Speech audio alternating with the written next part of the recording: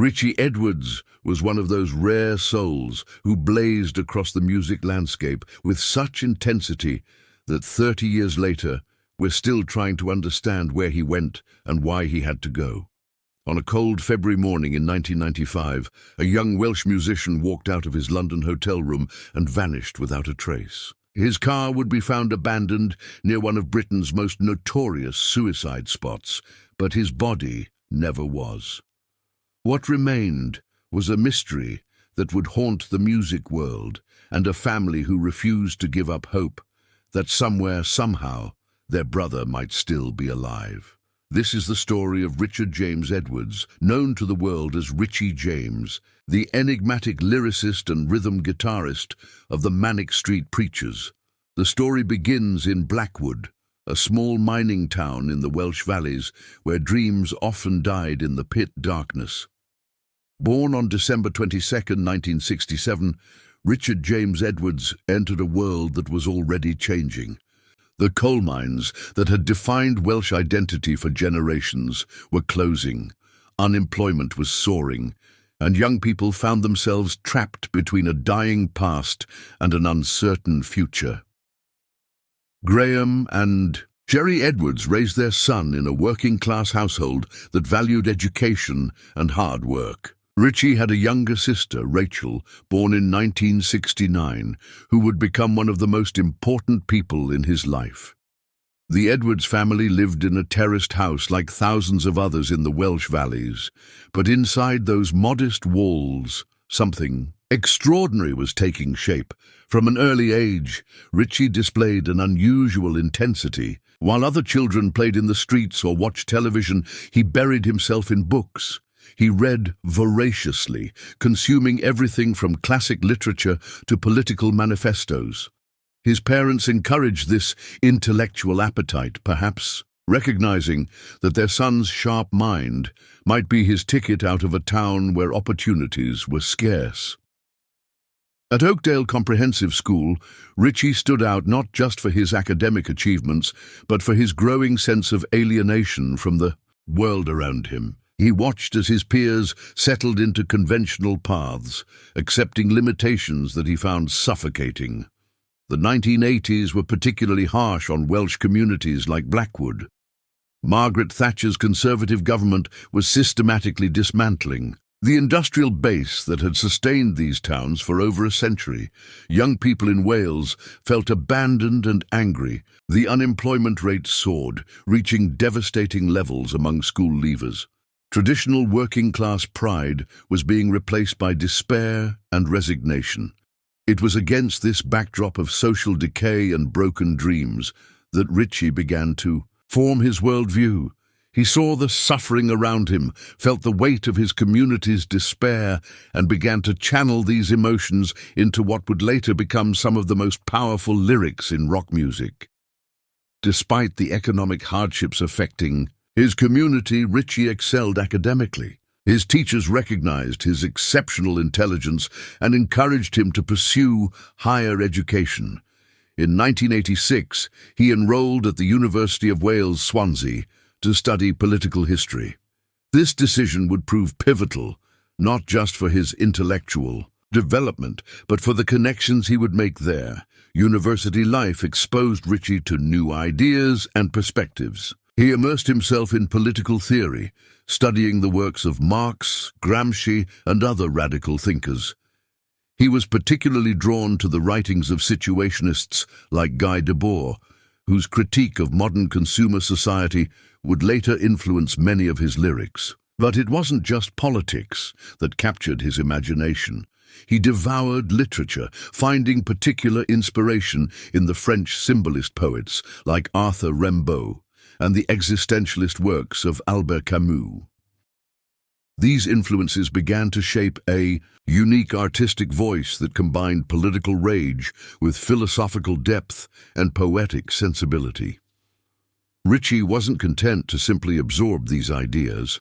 He wanted to synthesize them into something new, something that could speak to his generation's frustrations and aspirations.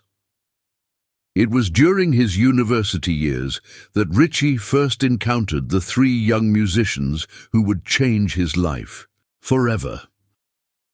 James Dean Bradfield, Sean Moore, and Nicky Wire had grown up in nearby Blackwood and shared many of Richey's frustrations with the state of British society and culture.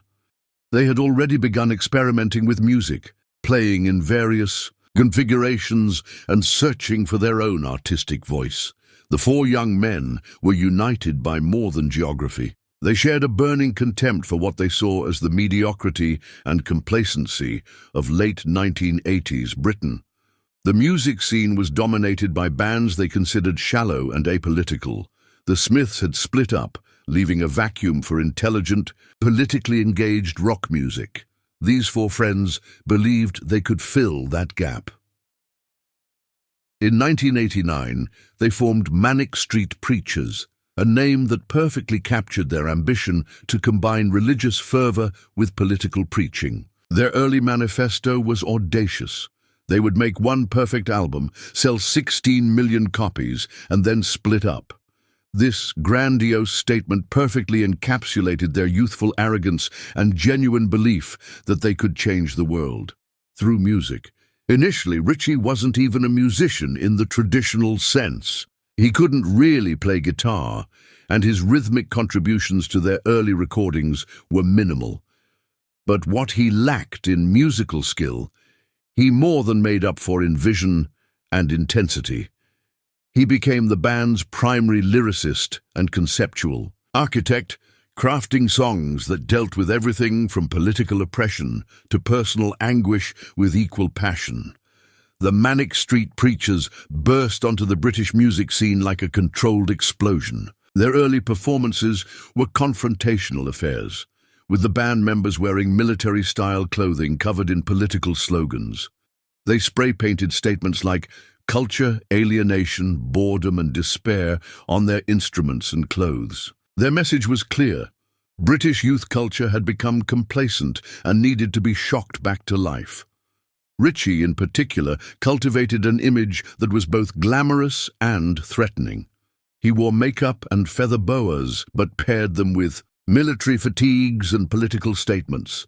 His look was carefully constructed to challenge conventional notions of masculinity and rock star behavior. He wanted to make intelligence sexy, to prove that a working-class Welsh boy could be both a political radical and a pop star. The band's early singles like Motown Junk and You Love Us were deliberately provocative. The lyrics, primarily written by Richey and Nicky Wire, attacked everything from corporate music industry to consumer culture with surgical precision. But it was Richey's increasingly personal and confessional writing that would truly set them apart. As the Manic Street Preachers gained attention, Richey found himself thrust into the spotlight. Interviews revealed a young man of extraordinary intelligence and articulation, someone who could discuss Nietzsche and Napalm Death with equal fluency. Music journalists were fascinated by this erudite punk who quoted French philosophers while wearing nail polish and eyeliner. But fame brought its own pressures, and Richey began to show signs of the mental health struggles that would come to define his later years. He had always been an intense personality, but success seemed to amplify both his brilliance and his pain. He became obsessed with concepts of authenticity and artistic purity, worried that commercial success might compromise their message. The band's second album, Gold Against the Soul, released in 1993, marked a turning point in their sound and in Richey's personal journey. The record moved away from the raw punk of their debut toward a more polished, accessible sound. While commercially successful, this evolution troubled Richey, who feared they were losing their radical edge. During this period, Richey's behavior became increasingly erratic and self-destructive. He began drinking heavily and engaging in acts of self-harm that shocked even those closest to him. The most infamous incident occurred in 1991 when, during an interview with journalist Steve Lamacq, who questioned the band's authenticity, Richey carved the words "for real" into his forearm with a razor blade. The wound required 17 stitches. This act of self-mutilation became emblematic of Richey's desperate need to prove his sincerity and commitment to his art. It also revealed the depth of his psychological distress. Here was a young man so tormented by questions of authenticity and meaning that he was willing to literally bleed for his beliefs. Friends and family began to worry about Richey's mental state, but he seemed unable or unwilling to address his problems directly. Instead, he channeled his anguish into increasingly dark and complex lyrics. His writing during this period explored themes of depression, self-loathing, and political disillusionment with unflinching honesty. The pressure of fame, combined with his existing mental health issues, created a dangerous spiral. Richey became increasingly isolated, even as he stood on stage before thousands of fans. He struggled with eating disorders, alcohol abuse, and severe depression, but felt unable to seek help without appearing weak or inauthentic. In 1994, the Manic Street Preachers released The Holy Bible, an album that would become their masterpiece and Richey's final complete statement as an artist. The record was a harrowing journey through the darkest corners of human experience, dealing with topics like fascism, prostitution, anorexia, and historical atrocities with unflinching detail. Richey's lyrics on The Holy Bible were unlike anything in popular music. Songs like Force 7 Le B dealt explicitly with eating disorders, while Archives of Pain explored the psychology of torture and oppression.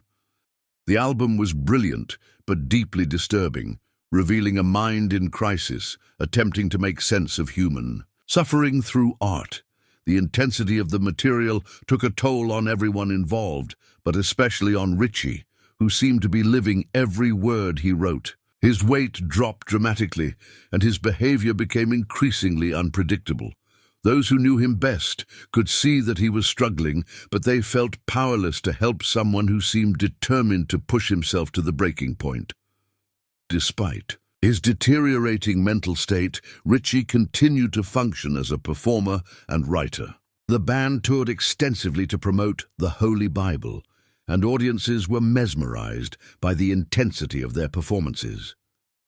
Richey's stage presence during this period was magnetic but troubling, as he seemed to be performing his own psychological breakdown night after night. The tour was physically and emotionally exhausting for all the band members, but particularly for Richey. The constant travel, the pressure of performing such emotionally heavy material, and his ongoing personal struggles created a perfect storm of stress and despair. By the end of 1994, those closest to him could see that something had to give. On Christmas Day, 1994, Richey spent what would be his last holiday with his family in Blackwood.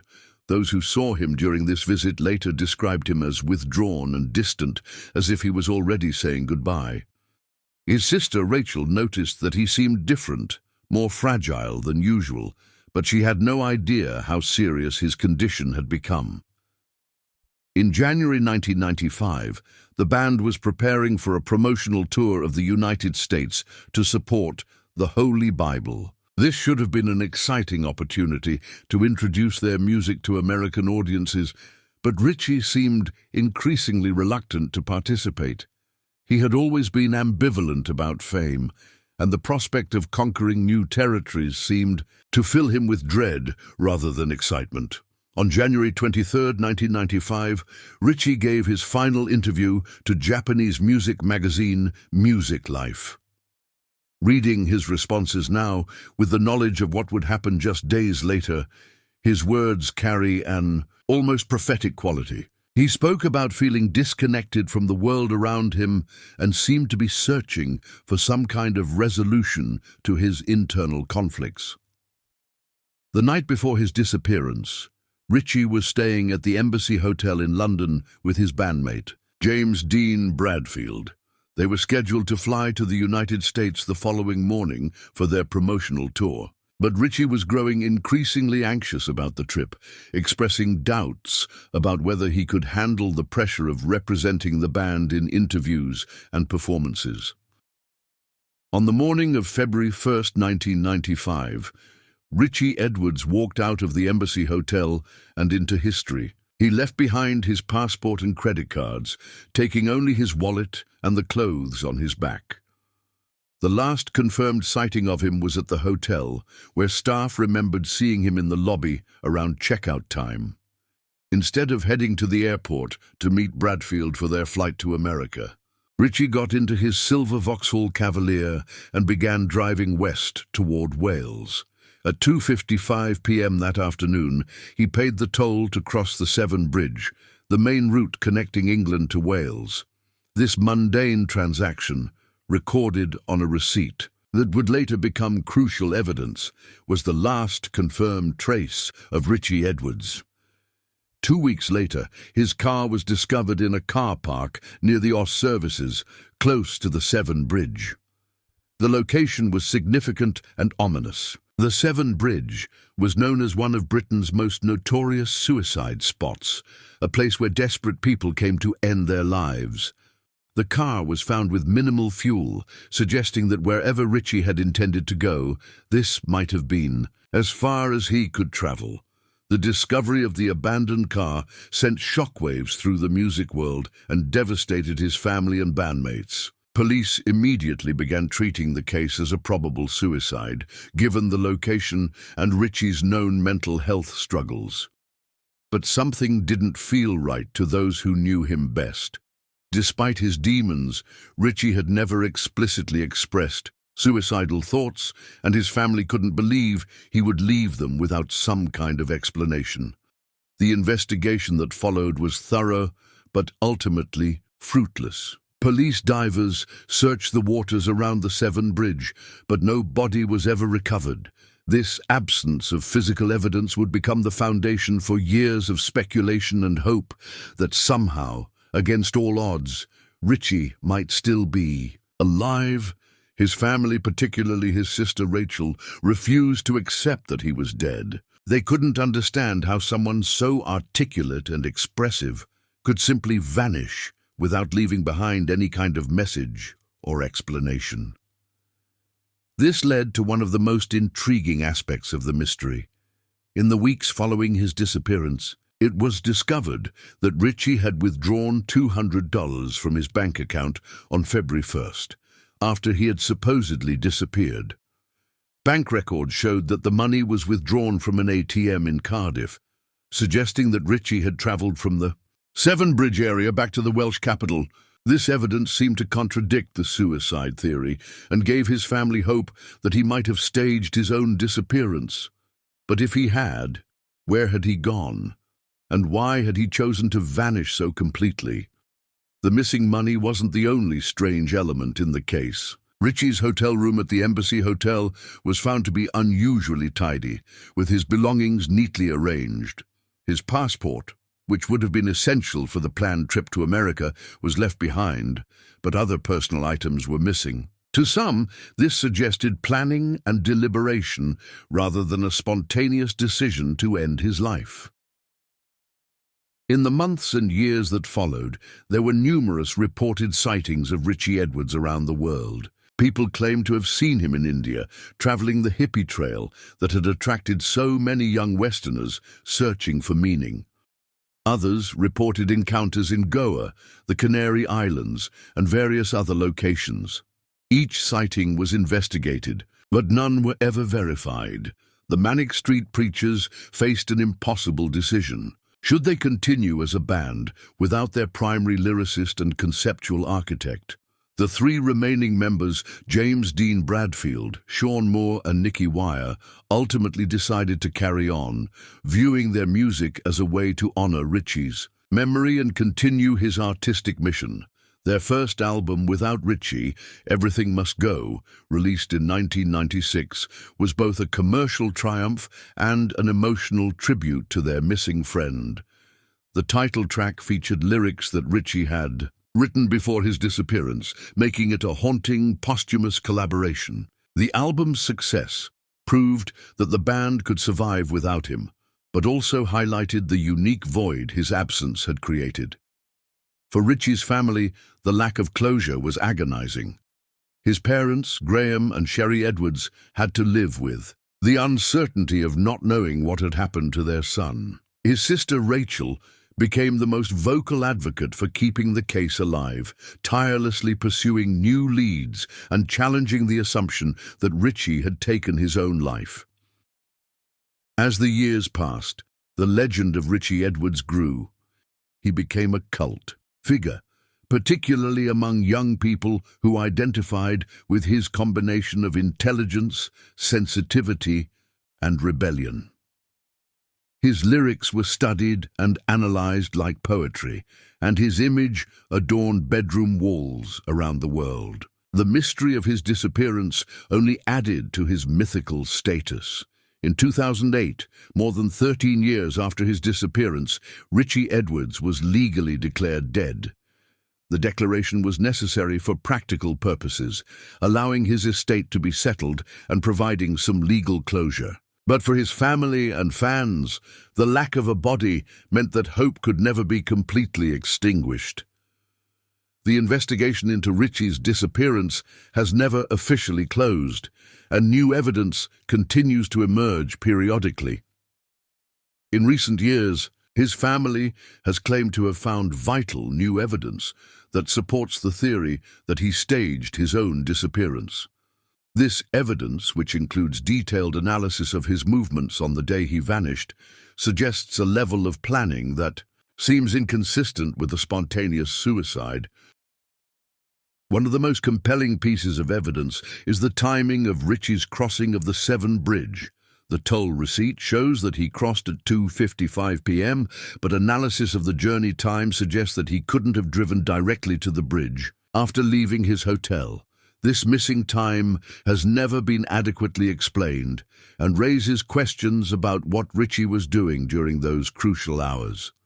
There's also the matter of Richey's intellectual and cultural interests. His fascination with figures like Arthur Rimbaud, who famously abandoned poetry to disappear into Africa, and his interest in Eastern philosophy and spirituality have led some to speculate that he might have chosen to start a new life somewhere. Far from the pressures of fame and modern Western society, the possibility that Richey Edwards might still be alive, living anonymously somewhere in the world, continues to capture imaginations. His family has never given up hope, continuing to search for answers and keeping his memory alive through various projects and initiatives. They maintain that if he's alive, they simply want to know that he's safe and happy. The impact of Richey's disappearance extends far beyond his immediate circle. His story has inspired books, documentaries, and countless articles examining the pressures of fame, the stigma surrounding mental health, and the mystery of human disappearance. He has become a symbol for anyone who has ever felt too sensitive for the modern world, too intelligent for their circumstances, or too idealistic for reality. The Manic Street Preachers continued to thrive as a band, releasing numerous successful albums and becoming one of Wales' most important cultural exports. But in every interview, in every performance, the absence of Richey Edwards remains palpable. The three surviving members have consistently honored his memory, dedicating songs to him and keeping his royalties in a separate account, just in case he ever returns. For music fans and mystery enthusiasts alike, the story of Richey Edwards represents something profound about the nature of fame, creativity, and human fragility. Here was someone who seemed to have everything: intelligence, talent, success, adoration, yet who found the burden of existence unbearable. His story raises uncomfortable questions about the price of artistic authenticity and the relationship between genius and madness. The lyrics Richey left behind continue to resonate with new generations of listeners. Songs like Force 7 LB, Yes, and Archives of Pain remain as powerful and relevant today as they were when he wrote them. His words speak to universal experiences of alienation, depression, and the search for meaning in an often meaningless world. Perhaps most remarkably, Richey's influence on music and culture has only grown since his disappearance. Young musicians cite him as an inspiration. Academics study his lyrics as literature, and his image continues to appear on everything from T-shirts to tattoos. He has achieved a kind of immortality that few artists attain, becoming more influential in absence than he might have been in presence. The mystery surrounding his disappearance has also kept his story alive in ways that a conventional rock star biography never could. Each new theory, each potential sighting, each piece of evidence adds another layer to the legend. The not knowing has become as important as the knowing, creating a narrative that continues to evolve decades after it began.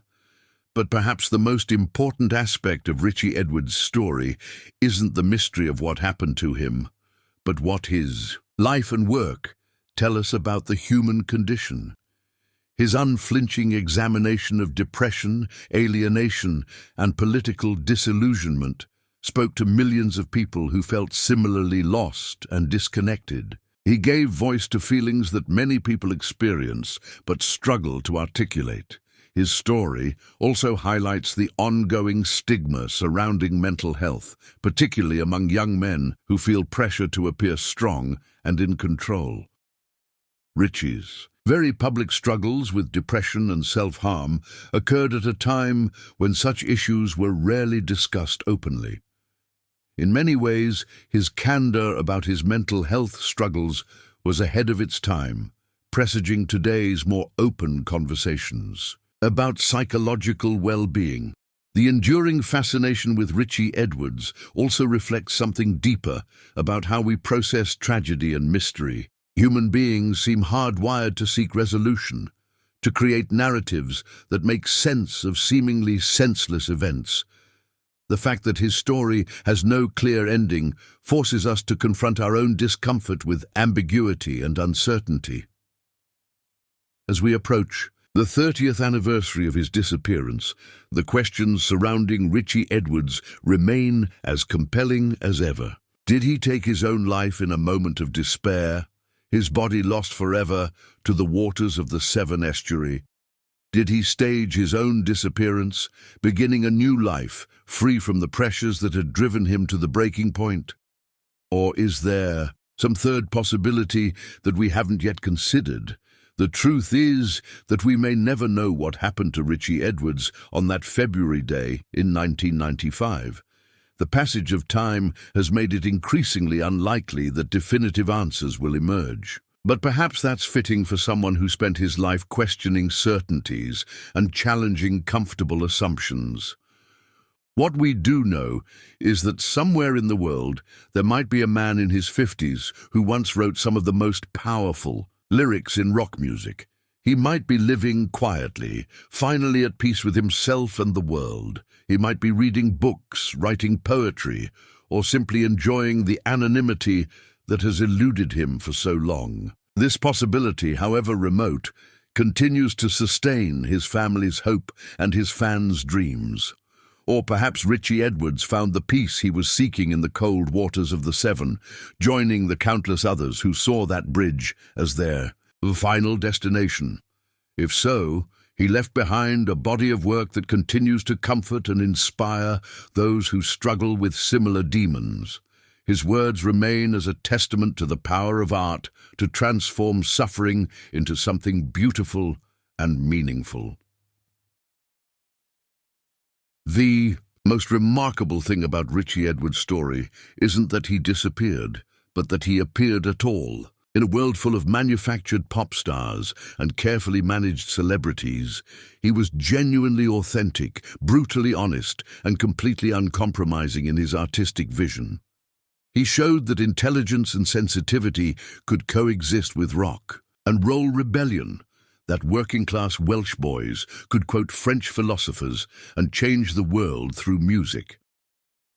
Today, 30 years after he walked out of that London hotel, Rachel Edwards continues to search for her brother. She has never given up hope that somewhere, somehow, Richey is alive and well. Every lead is followed, every possibility explored. Her determination has kept the case alive long after most missing person investigations would have been forgotten. In her quiet moments, Rachel sometimes wonders if her brother found what he was looking for. Did he discover the peace that seemed to elude him during his years in the spotlight? Did he finally escape the depression and anxiety that had tormented him? These are the questions that keep hope alive in the face of overwhelming odds. The story of Richey Edwards reminds us that some mysteries are more powerful than their solutions. His disappearance has become a canvas onto which we project our own fears, hopes, and dreams. He represents everyone who has ever felt too different for this world, everyone who has struggled to find meaning in modern life, everyone who has wondered if there might be something better waiting beyond the horizon. Perhaps that's why his story continues to captivate us. In a world of instant communication and constant surveillance, the idea that someone could simply vanish without a trace seems almost impossible. Yet Richey Edwards did exactly that, walking away from fame and success into the unknown. Whether he found what he was looking for, we may never know, but the very fact that he tried continues to inspire those who feel trapped by their circumstances.